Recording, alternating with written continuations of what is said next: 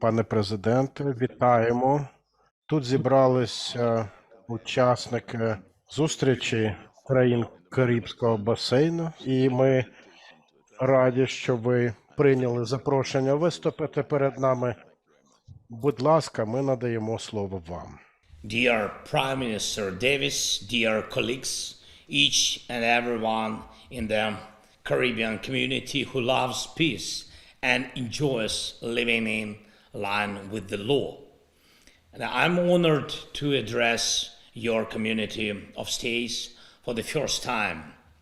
And it is a special mission to thank you for your support of Ukraine and the international order. An order that is vital for everyone in the world, both for the largest and the smallest ones, because all in the world are equal and deserve to live with dignity and independence. Ladies and gentlemen, the modern world is always on the edge between the force and the law. The force, like in the old days of inhuman invaders, and the law to maintain freedom and security for everyone. Whatever part of the world you take, anywhere it is noticeable. This confrontation, this bring that defines destinies of nations. Ukraine values the power of law, just like you, and we defend ourselves from those who believe in nothing else but brutal force. This is the meaning of the war that's happening now and here in Europe. But the war here is affecting not only our region. All in all, this is a war in which the world will cross that line between the force and the law. Ukraine is fighting to make the law to prevail, the UN Charter to prevail, the international conventions and treaties to be effective, so that everyone in the world has guarantees that no crime of aggression will be committed against him. Ladies and gentlemen, as of this day, about 18% of Ukraine's territory is occupied by Russia. 109,045 square kilometers. Is normal life possible there on that part of our land? No, it is not. Human life is worthless there. This is what Russia has brought to our land with its occupation. Russia's domination means no human rights, but the rule of militarized gangs. When Russia comes, it means that repressions and murder come. If the Russian flag appears, it means that torture chambers and total looting will appear. And when we finally manage to liberate the land from Russian forces, we see a humanitarian disaster area where everything has to be rebuilt. 109,045 square kilometers of human rights, violations, looting, humiliation, and death.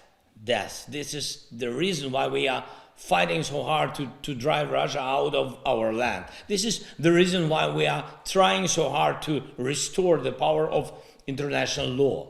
This is the reason why it was Ukraine who proposed the peace formula that can end this war and restore everything destroyed by the Russian aggression. Our formula covers all aspects of damages, from damage to the international law to environmental harm.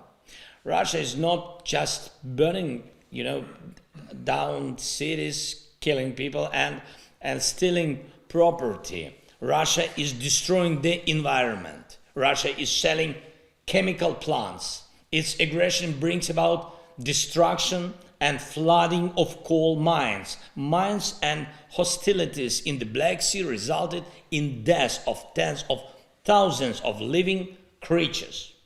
All these damages are to be fixed by our peace formula. And I know that Russian propaganda and in your region in particular draws a completely different picture of what is happening on our land and in Europe.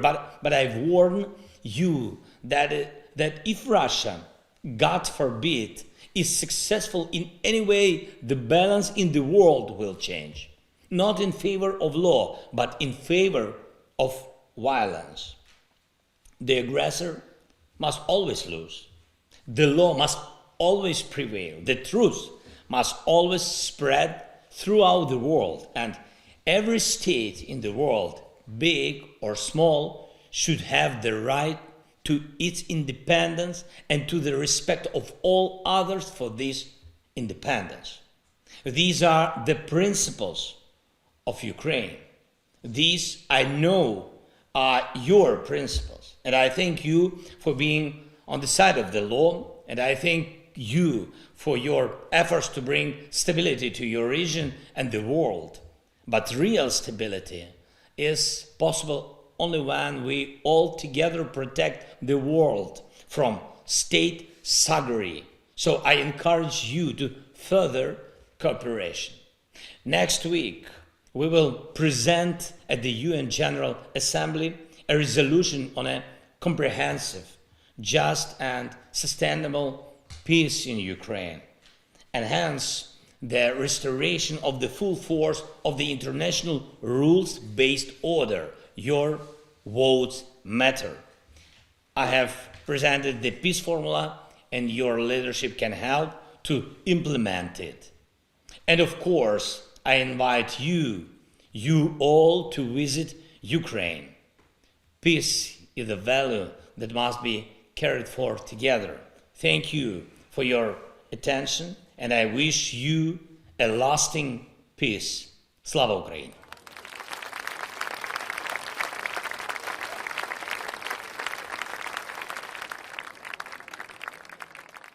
Пане президенте, дозвольте ще раз передати найкраще вітання від імені урядів і народів Карибського басейну. Дякуємо за ваш виступ і будемо сподіватися, що спільними зусиллями прийдуть більш щасливі мирні часи. Ми молимося за вас і закликаємо Бога вашу свою милість на вас передати. Дякую.